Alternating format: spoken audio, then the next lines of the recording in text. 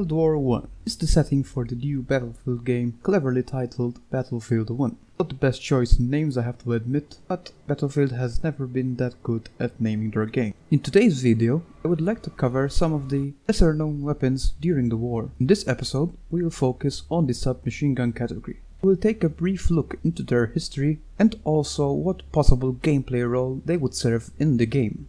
I was not very well versed with the small arms used during World War I, as like most people, I just assumed that the majority of weaponry were simply bolt-action rifles with a few automatic rifles thrown around. The only submachine guns that I knew existing during the war were the MP18 and Villar-Perosa SMGs. Despite this, I've actually managed to find a total of 13 submachine guns which existed during the war. Before we actually start going over these weapons, I would like to point out that many of these weapons were actually prototypes, most of which never saw actual combat service. Fortunately for us, guys have expressed that they will not sacrifice gameplay for historical accuracy, especially considering that the submachine gun category will be exclusive to the medic. Having just 2 or 3 submachine guns in the entirety of the game is not exactly a recipe for fun in my book. Without further delay, let's take a look at the weapon list that I have managed to compile. I will include much of the sources I used to obtain these images as well as some of the info. The guns which we'll be looking at today are the Luger Artillery Automatic Conversion, the Fiat Reveille M1915, also known as the Villar-Perosa, a modernized version of the Villar-Perosa known as the OVP 1918, the Furrer 1919 submachine gun, the Steyr M1912 full auto pistol conversion, the Doppelpistole M12, the Hellrager heavy submachine gun, the William Andrews 70 round 45 ACP prototype, an actual prototype of the Thompson submachine gun known as the Annihilator 1, an experimental German hybrid of the Maxim and Madsen LMGs chambered in 9mm, and the last 2 guns were mentioned by all the popular YouTubers, the Bergman MP18 submachine gun and the Beretta Model 1918, both of which are confirmed to be in the game. Let's start with the Luger artillery model. Prefix artillery refers to a standard Luger Po8 having an extended barrel. They were also often issued with 32 round drum magazines, not unlike the one found on the MP18. I started with this weapon as the recent news article on the Battlefield 4 battle log system revealed promotional art featuring this weapon. This particular depiction also shows a wooden buttstock. What really interested me was that these weapons were converted to fully automatic modes. However, in real life, their fire rate was considered as excessive. This could mean that its fire rate was around 1200 rounds per minute. If this is the case, this weapon could serve as an extremely high damage per second weapon, highly effective at close range. However, its small barrel length, high recoil and slow muzzle velocity would relegate it to a purely close quarters role. Additional stats could be a high hipfire accuracy due to the pistol-like nature of the weapon and weak damage at range. For those curious to see what its stats may be like, I'm going to do a short table contrasting it to existing weapons in Battlefield 4. To keep this video as brief as possible, you will have to pause the video to see this table. The second weapon that we're going to look at is quite unusual.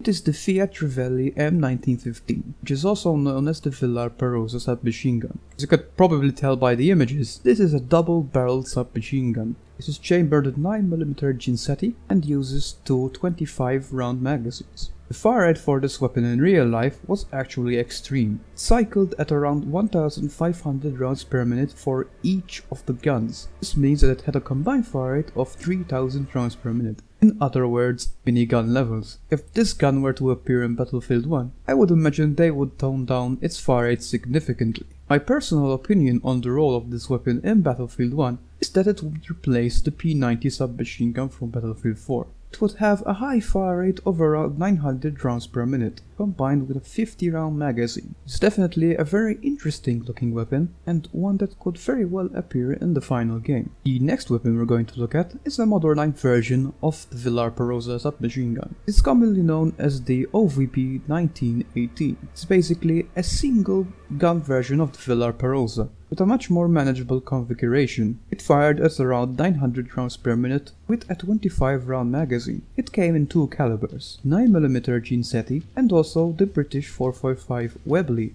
we will consider this weapon being chambered in the 4.55 Webley cartridge. This particular round was actually fairly low powered in terms of its muzzle energy, being far weaker than the 9mm. However, I found many reports that due to the weight and slow movement of this round, it actually did really heavy damage on unarmored targets. This gave me the idea that this would be the AS Val of Battlefield 1. It would have considerable recoil and a very low muzzle velocity, somewhere around 200 meters per second, which is actually comparable to its real-life counterpart. It would have ridiculous damage per second with a 4-shot capability up to 10 meters, paired with its 900 rounds per minute. It could provide unmatched firepower in close quarters combat, provided that the user can compensate for its weaknesses.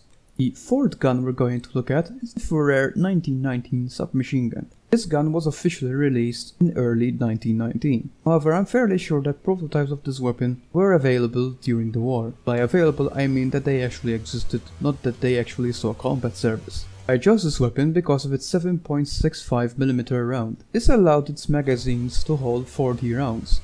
It was also available in a double gun version, as you're seeing now on the video. If this appears in Battlefield 1 in the single gun configuration, I would imagine it would be similar to the MP7 in Battlefield 4. It would have similar fire rate of around 950 rounds per minute, paired with large 40 round magazines. Its fast bullet speed would outrank most other submachine guns. This would make it one of the better submachine guns for hitting moving targets, as well as targets at medium range. I would imagine that its bullet velocity would be around 450 meters per second.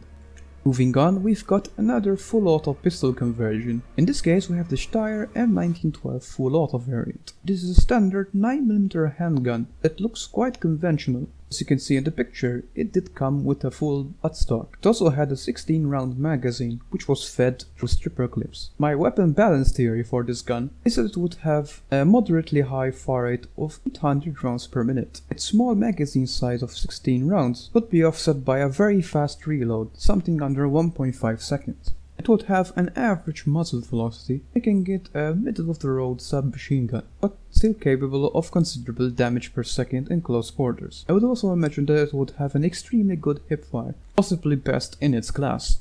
Another crazy looking weapon is the Doppelpistole M12. This was just a double gun version of the Steyr M1912.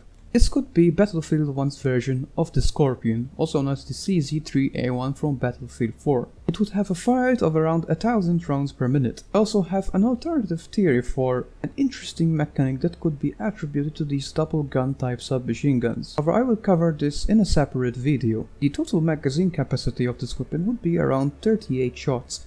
The next weapon we're going to cover is probably my favorite of the bunch. It is actually a prototype weapon which was documented in an Austrian archive dated October 10, 2015. It is referred to as the Austrian Hellriger heavy submachine gun. We do have photographic proof that this weapon actually did exist. The most interesting part of this weapon is that it is actually a submachine gun with a belt feed mechanism, as well as the ability to water cool the barrel. It was common practice with the medium and heavy machine guns of this era. I suspect that if it were to appear in Battlefield 1, it would be classed as a submachine gun due to the 9mm ammunition that it uses. My theory on this gun is that it would be somewhat like the CBJ MS in Battlefield 4. It would have a moderate fire rate of around 700 rounds per minute, paired with a huge magazine. From this photo I was able to conclude that the drum magazine held a total of 75 rounds. Unfortunately, not much historical information exists regarding this weapon. Another crazy looking experimental gun is the William Andrews 45 ACP. This was an American submachine gun prototype which had a ridiculous magazine configuration of 70 rounds. If this were to be in Battlefield 1, I would imagine it would be a slow firing but hard hitting submachine gun with a huge magazine capacity. I will compare this to the UMP45 from BF4 and balance it accordingly